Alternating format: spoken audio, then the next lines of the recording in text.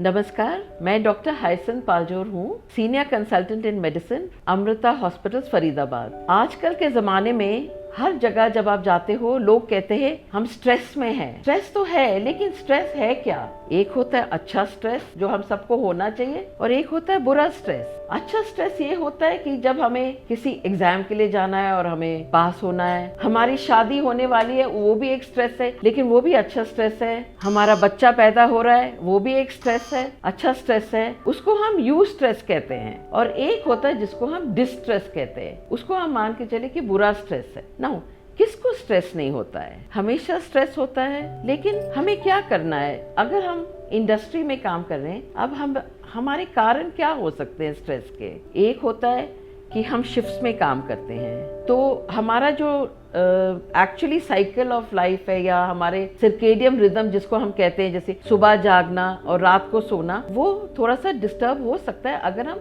Shift system में है, तो उसके वजह से हम स्ट्रेस में जाते हैं। फिर हमारे डेडलाइंस होते हैं कि इस तारीख तक हमें ये काम कंप्लीट करना है और सबमिट करना है, और अगर वो टाइम से नहीं हो रहा है तो हमारा माइंड स्ट्रेस में जाता है। फिर हमारा स्ट्रेस होता है पीयर प्रेशर से, हमारे कोलीग्स जो होते हैं, हमारे प्रमोशंस होते हैं, हमारे अप्रेजल्स जो होते हैं। फिर कभी हमारे सुपीरियर से स्ट्रेस होता है कि सुपीरियर हम पे प्रेशर डालते हैं, कभी हमारे जूनियर से स्ट्रेस होता है कि वो हमारी बात नहीं सुनते हैं, और कभी सिर्फ हमारे काम से रिलेटेड स्ट्रेस होता है, और कभी हम अपने घर का स्ट्रेस, हमारे नॉर्मल जिंदगी का जो स्ट्रेस है, हमारे फैमिली लाइफ में, हमारे पोल्यूशन के वजह से, हमारे जर्नीज जो लॉन्ग डिस्टेंस, हमारे पब्लिक ट्रांसपोर्टेशन की वजह से, अगर हम एंड कीपिंग टाइम लाइन कि हमें टाइम से आके पंच इन करना है, तो ये सब हमें स्ट्रेस दे सकता है।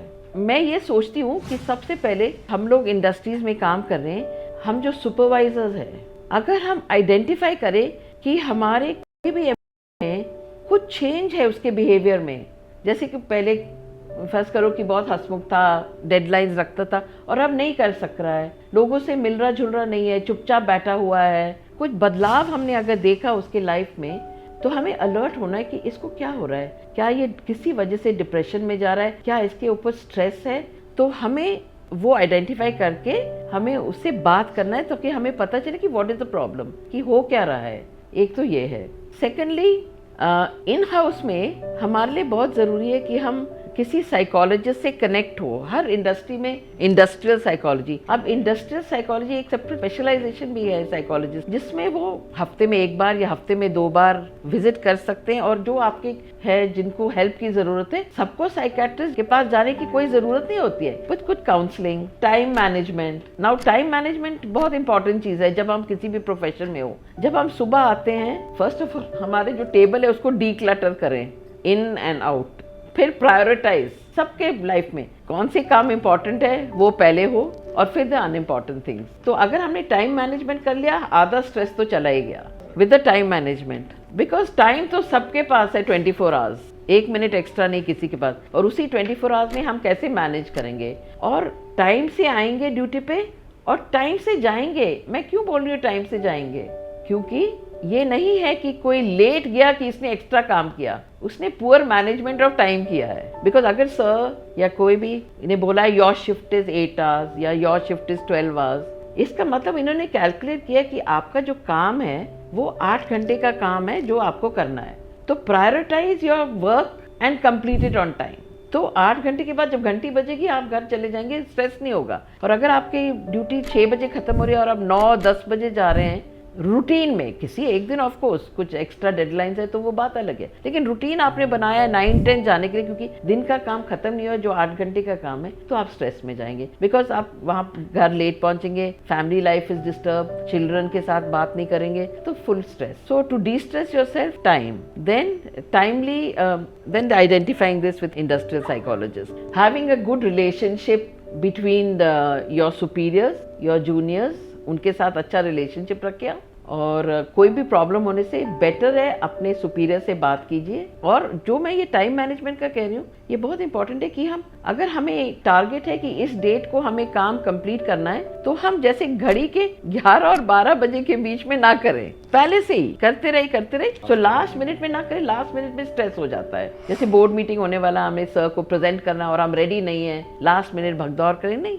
कुछ टाइम पहले ही हम रेडी हो। सो आई थिंक स्ट्रेस रिड्यूस हो जाएगा। And by management keeping a record कि किसको कुछ स्ट्रेस हो रहा है तो करेक्ट करें, ताकि हमारे एम्प्लॉयज़ में, आजकल के बच्चों में और बहुत से एम्प्लॉयज़ में आत्महत्या करने के बहुत ये हो गया। आत्महत्या इट्स वेरी डेंजरस, और बहुत सी छोटी बात पे आत्महत्या, बहुत सी छोटी बात पे। एग्जाम में पास नहीं हुआ तो क्या है, जिंदगी, पूरी जिंदगी एग्जाम है। एक एग्जाम में अगर हम फेल हो गए, इसका मतलब ये नहीं कि आत्महत्या। So therefore that stress is there, कि parental stress, teacher stress, peer stress, सब स्ट्रेस की परफॉर्म नहीं होता। परफॉर्म वो हद से बाहर जाके आत्महत्या। सिमिलरली जब हम जॉब्स में हैं, सुपीरियर ने थोड़ा सा भी डांट दिया, सुपीरियर तो हमें प्यार करते हैं, थोड़ा सा डांट दिया तो माँ बाप भी तो डांटते हैं हमें, थोड़ा सा अगर डांट दिया, जाके खुदकुशी, ऐसे नहीं होना चाहिए। देयरफॉर हमें आइडेंटिफाई करना है कौन स्ट्रेस में जा रहा है, किसके बिहेवियर में बदलाव है, कहाँ हमें इंटरवीन करना है, कहाँ इनको साइकोलॉजिकल काउंसलिंग करना है और अपने फोल्ड में वापस लाना है। जस्ट अप्रेजल्स, बायस नहीं हो किसी भी एम्प्लॉय पे,